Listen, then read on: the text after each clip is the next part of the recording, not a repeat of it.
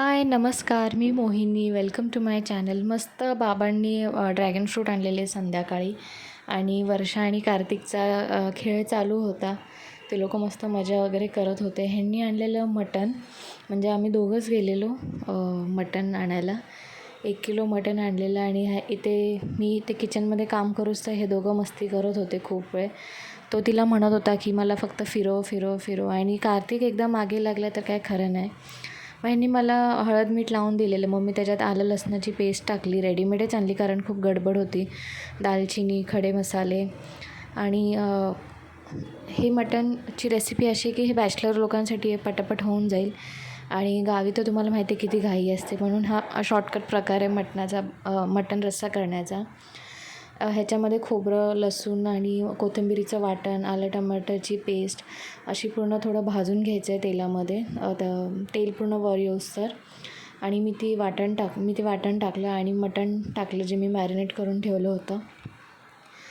आणि थोडं वाफवायचं आपल्याला मिक्स करून सगळं.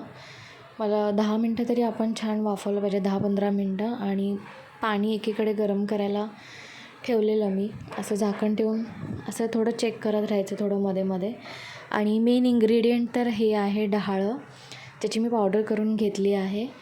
हे मधून मी चेक करत होती वाफवलेलं. एकीकडे मी पाणी ठेवलेलं हे गरम करायला शेगडीवर. नंतर मी गरम पाणी ओतलं त्यामध्ये. 1 किलो मटणाच्या हिशोबाने मी त्याच्यामध्ये पाणी ओतलं. पूर्ण म्हणजे टोपभर झालेलं, पातेलंभर, हां तेच ते. सो मी हे डहाळ्याचं जे काय आळण म्हणतो आपण ते लावलेलं. छान लागतं, ह्याचा टेस्ट पण येत नाही आणि पूर्ण कालवण मिळून येतो रस्सा. नंतर मी सुहाना मसाला आणि आपला घाटी मसाला मिक्स करून तेलामध्ये थोडा मिक्स केलेला आणि रश्श्यामध्ये ओतला. कोथिंबीर वगैरे टाकली त्याच्यामध्ये. मग जेवण घेतलेलं वाढायला. हे चेक करत होते मटण शिजलं आहे की नाही, आणि मग थोड्या वेळ बसले. नंतर आम्ही जेवून वगैरे घेतलं आणि परत कार्तिकचं चाललेलं मिल्का भाग हे बघायचं चालू. बाय.